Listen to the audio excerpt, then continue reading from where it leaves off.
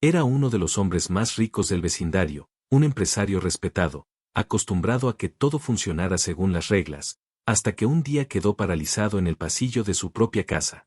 No por una junta, ni por una pérdida financiera, sino por algo que jamás esperó ver. Su hijo estaba bailando. No solo moviéndose. No solo siguiendo música. Estaba sonriendo, riendo, vivo. Y la mujer que lo guiaba con suavidad no era una terapeuta, ni una maestra privada, ni alguien aprobado por la exclusiva asociación de vecinos. Era la empleada doméstica. Y en ese vecindario, eso no se perdonaba. El hombre se llamaba Alejandro Montoya. Había construido su fortuna desde cero en el mundo de la tecnología y, tras la muerte de su esposa 3 años atrás, se había refugiado en el control absoluto. Control de su empresa, de su casa, de su entorno. Por eso eligió vivir en Los Robles Residencial, un fraccionamiento de lujo donde todo estaba regulado por la asociación de propietarios. Nada quedaba al azar. Nada fuera de lugar. Alejandro creía que ese orden protegería a su hijo. Su hijo, Lucas, tenía 9 años. Desde la muerte de su madre, el niño se había ido apagando poco a poco. Hablaba poco, evitaba el contacto visual y pasaba horas encerrado en su cuarto, dibujando o mirando por la ventana. Alejandro había pagado terapeutas, especialistas, escuelas privadas. Nada funcionaba. Cada intento terminaba en silencio. La casa era grande. Demasiado grande. Y demasiado callada. Por eso contrató a Sofía Herrera. Llegó por recomendación de una agencia. 30 y pocos años, discreta, puntual, mirada tranquila. No hacía preguntas innecesarias. Limpiaba, cocinaba lo básico, respetaba límites. Justo el tipo de persona que el vecindario aprobaba, al menos al principio.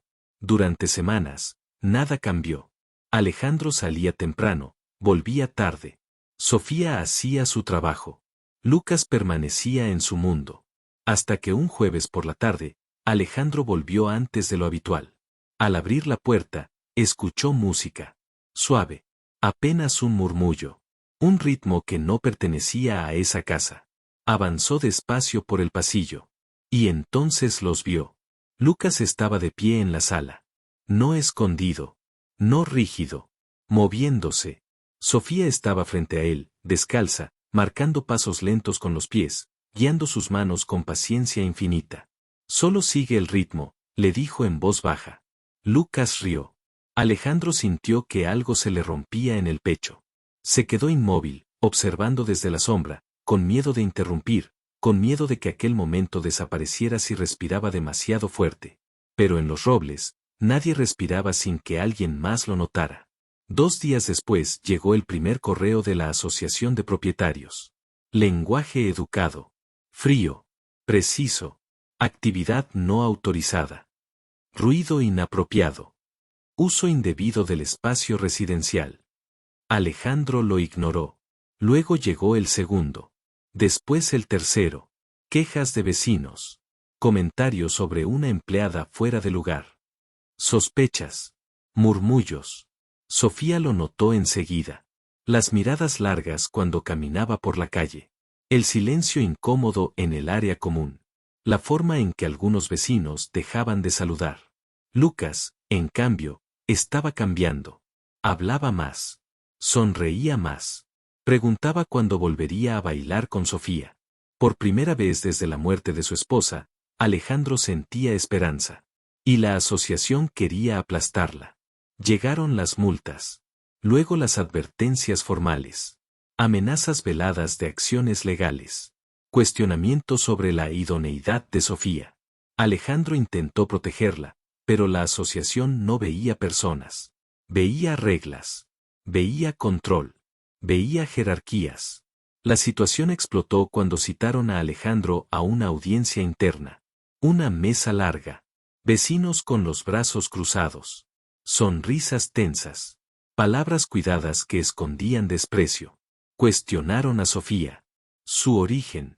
Su función. Su derecho a interferir con el niño.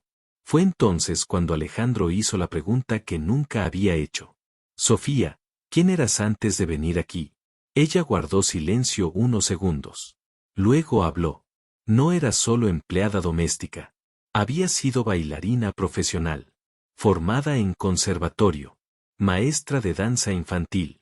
Había dejado su carrera por necesidad, por sobrevivir, y ahora querían echarla. La audiencia final fue brutal. Pero Alejandro no llegó solo. Llevó pruebas, correos, multas, grabaciones y un video de Lucas bailando, riendo, hablando, viviendo.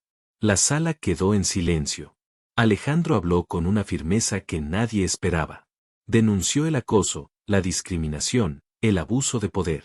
Hizo pública la verdad. La asociación retrocedió. Las multas fueron eliminadas. Las reglas, revisadas. Las amenazas, retiradas. Sofía se quedó. Ya no como empleada doméstica, sino como instructora oficial de Lucas.